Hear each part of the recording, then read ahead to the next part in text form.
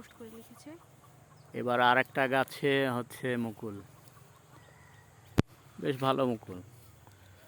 এই মুকুল এর উপর এখন পোকার আক্রমণ হবে, সেই আক্রমণ ঠেকানোর জন্য ভালো উন্নত মানের কীটনাশক স্প্রে করা লাগবে, তাহলে এই গাছেও মুকুলের বার্ড মুখে পর্যন্ত বের হয়ে গেছে।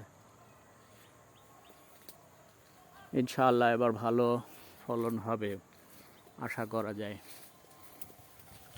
এই একটা মুকুল যথেষ্ট বড় হয়ে গেছে।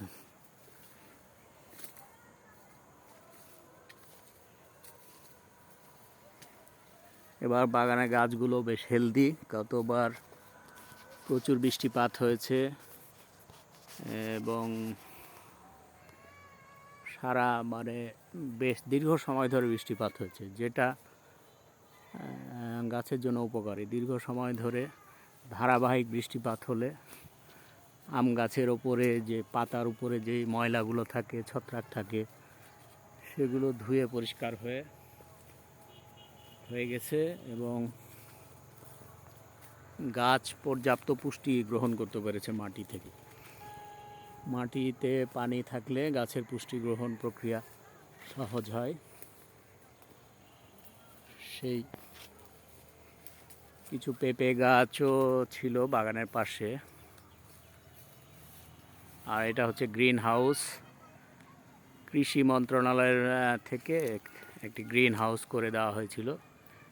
গ্রিন হাউসটা আমাদেরই এক ভাই করছেন এখন বর্তমানে। গ্রিন হাউসের মধ্যে পাশে সরিষা ক্ষেতের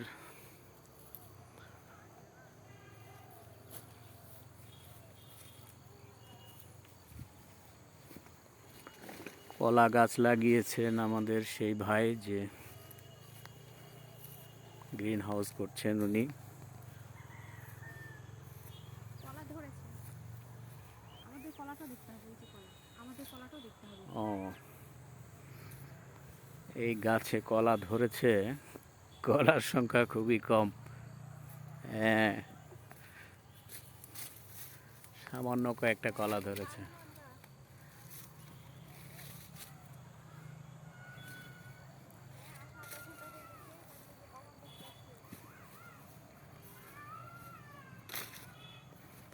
এই গাছেও কয়েকটা কলা ধরেছে। গ্রিন হাউসের ভিতরে